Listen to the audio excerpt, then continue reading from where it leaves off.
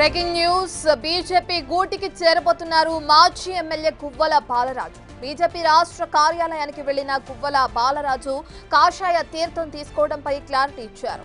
ఎల్లుండి బీజేపీ రాష్ట్ర అధ్యక్షుడు రామచంద్రరావు సమక్షంలో బీజేపీలో చేరుతున్నట్లు వెల్లడించారు. అచ్చంపేటలో కాషాయ జెండాను గ్రామానికి తీసుకెళ్లేందుకు కృషి చేస్తానని అన్నారు.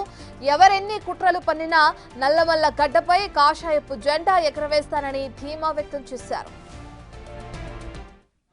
మాట్లాడినట్టుగా కాంగ్రెస్ అదేవిధంగా బీజేపీ మూడో ఆలోచన కూడా నాకున్నది.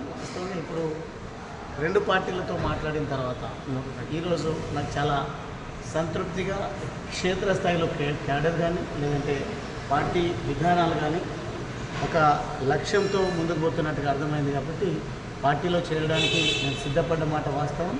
ఎల్లుండి ఉదయం 10 గంటలకు నేను ఇదే పార్టీ కార్యాలయంలో గౌరవ పెద్దలు రామచంద్రరావు గారి ఆధ్వర్యంలో బీజేపీ పార్టీలో చేయాలి. మీ ఎంబడి ఎవరు రాకుండా ఉండేందుకు ఈరోజు బీఆర్ఈ కుట్రలు చేసిన ఒక్కొక్క ఇటుకను పేర్చుకుంటూ నేను అక్కడ గులాబీ జెండాను ప్రతి చెట్టు పుట్టకు అదేవిధంగా ప్రతి ఇంటికి ప్రతి గడపకు తీసుకెళ్ళడం జరిగింది.